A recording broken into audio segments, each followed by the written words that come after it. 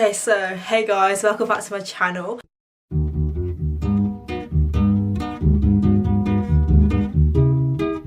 So it's the end of February, which means tomorrow is March. Oh my god, time has flew by.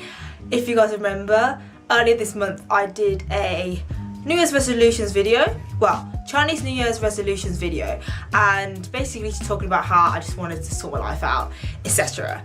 And I'm actually pleased to say I've got some things to share with you about the sweet and sours of this month. It's kind of like my version of favourites, but I want to include sours as well, so you know, anything that like I didn't like that I want to share with you guys. So yeah, this month I've been pretty good because I've been getting up early, let me tell you. Before I was getting up at like 11, and now, today I got up at, okay, technically I woke up at 7, but then like I got out of bed at like 8ish. So I've been waking up early thanks to this app, and it is so good because it doesn't wake you up at a random time like a normal alarm. It actually tracks your sleeping pattern and your breathing pattern to wake you up when you are in your lightest sleeping phase, which makes the most sense because if you're in your deep sleep phase, you just literally can't wake up, or well, you wake up but you just don't want to wake up because you just had such a good dream. You know, it has a time frame of half an hour, 8 o'clock to 8:30 if you're waking up at that time, and then it will wake you up within that time. And what's really cool is that there's a graph, so you can see what time during the night you had deep sleep. This app's really clever, so even if there's like loads of background noise, it detects your breathing, and yet if you're awake it can tell as well. But you have to keep it charged next to your bed for the whole night so it doesn't run out of battery, mainly because I tried it once without doing that and it worked just fine, but I think it's advisable to just charge it. And I haven't tried this myself, but apparently it works in couples as well. So if literally you and your partner had this app and you know you had different waking up times, apparently it works well and it can detect both of your sleeping patterns. So yeah, pretty awesome stuff. So if you guys are interested, make sure you check it out. It's available on App Store on iOS, and obviously it's free. I won't pay for an app, but you can upgrade to premium. Not sure if it's available on Android, but I'll have a look for you and I'll link it in the description down below if I find it. Oh yeah, so you might be wondering, wait, Jess, what happened to the black brick before? Why are you talking about downloading apps from the App Store that run on iOS? Well, that's the thing, I got a new phone.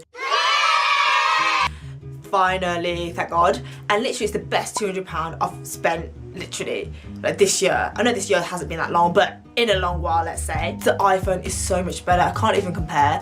Okay, you're gonna say, oh, this phone's better, that phone's better, but for my budget and what I needed, the iPhone 5S was just perfect for me. So you guys might have other requirements or other needs, but for me, this was a great fit. Just the basics, really. The startup time is so much better and quick on the iPhone. I can actually do stuff, I can actually multitask, I can actually check my emails and stuff. On the Moto G, it was so slow. I don't know if you've noticed, but I've been posting on Instagram a lot more, I've been Snapchatting a lot more. My last video was actually filmed on my iPhone, so I've been a lot more productive and it's just a lot more useful.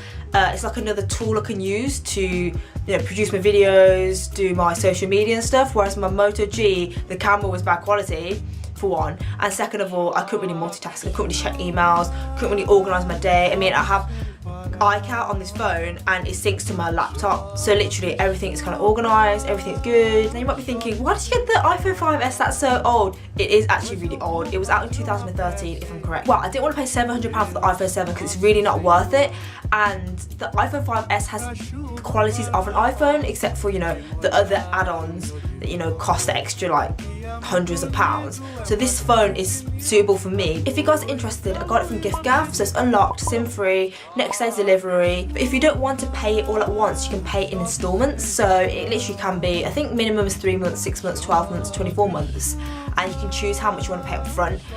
There's interest rate though, but it's not that much. So if it was literally 6 months, you probably only pay like 50 quid extra or something like that. If you guys are interested, I'll link it down in the description below. So you must have seen that I've got a case on it.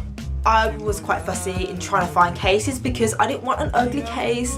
Well, I wanted one that actually had functionality but also looked pretty. So there was loads of different types of cases that were really bulky, etc., but they looked ugly. And then there's the pretty ones that, you know, don't even protect your phone.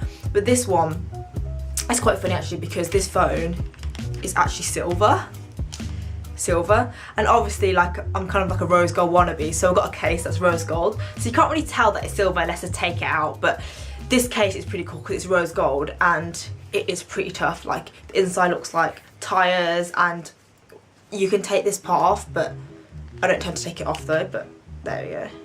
I can take it off for you. There you go, it takes it off. So just pop it back in like there. Oh god. But yeah, it's really easy to put on. You just literally go. So having dropped my Moto G so many times, I decided to literally protect the crap out of this because I don't want this to break, right? iPhones are so fragile. That's one reason why I wouldn't get iPhone, because they're so fragile. But because this one literally passed the 50-foot drop test. In terms of the price, I think it was about £15.99. I don't think it's expensive because for me, it's an investment. I don't want to have to pay for a cracked screen. Okay, it costs, for a cracked screen, it costs like £100 to repair, I swear. So that really is not worth it for me. I might as well invest in some protection. If you guys are interested, I can link it down below in the description box as well. I got it from Amazon. So yeah, it is pretty sick. I've only dropped it once so far, and it hasn't broke, as you can tell. So yeah, it is pretty good. Oh yeah, and another thing I did actually this month is I kind of like decorated my room. So there's this place called Tiger, or Flying Tiger. I don't know why it's called Flying Tiger, I've known it's a tiger, but you know, it's a store from Copenhagen if you don't know, and it's really cool. It has really cool, quirky, different things in store, and I couldn't help myself but grab a few things to decorate my room with. Yeah, don't look at that side. So I got some light bulbs that are really cool, and they just obviously light up. It's not mains power, so it's safe. It's just battery powered, which I got for £1 anyway, so it's, you know, all cheap and good. And also got this pencil pot plant thing, which I think is really cool. It's like really innovative. I don't know, it's really cool, and it looks really fresh, but you don't have to water it and it won't die. So you know, it's a great thing to have on your desk. And I also got this lettering as well that says love. That was actually £2, but the tag said £1, so I went to the manager and then she apologised, and then she actually charged me only £1 for it, so it's a pretty good deal. So yeah, if you guys go in store looking for that, it's going to be £2, I'm sorry. So yeah, I've just been, decorating my room, and you know, I really like my setup, it's really cool, I don't know. Just a few tweaks I need to do, but otherwise it's looking pretty good. Oh yeah, you've probably noticed that I've got a whiteboard, and I bought it from Wilko's.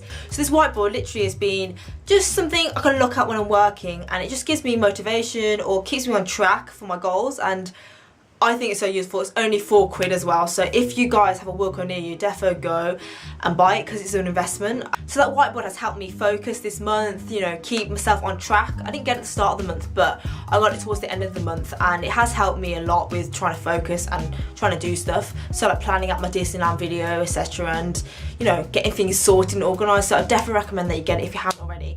It's worth the investment. It's only £4. But yeah, this month hasn't been all that sweet. So I said I got that whiteboard at the latter end of the month, but during the first 2 weeks of the month it was pretty hard and I wasn't that focused. There was like issues at home. I mean, I say issues, but it's just like family, just like normal domestic issues. But it was just, and it still is, just hard living at home after graduating. So that is like the major sour for this month. For any months, to be honest, that I've lived here. But this month especially. I went on the bus the other day, but I really didn't like it. I had such a headache. I think I've turned into a bus snob, which I never was before. I used to be always bussing it everywhere, but sorry buses, it's just my headache. It's too much. Trains, however, are good, except for the constant delays, which is another sour of this month. It's always delaying. Actually, another thing is buying a ticket. So I buy tickets, right? But then when I arrive to New Street in Birmingham, there's no ticket barriers. Well, the ticket barriers are open. I'm just literally just like, why did I have to buy a ticket then? It's just annoying. Like, I buy a ticket because I want you to check it, but if I buy a ticket and the barriers are open, then it's like, why did I buy one in the first place? It's kind of annoying. I know, like, I should buy it anyway, but still, I feel like if I've got a ticket, just like, even if it's a random person, just check it for me because I want some kind of recognition that I bought it. But yeah, so those are my sweet and sours for this month. Let me know what your sweet and sours are. Make sure you check the descriptions down below, and I shall see you guys in the next video. Ciao!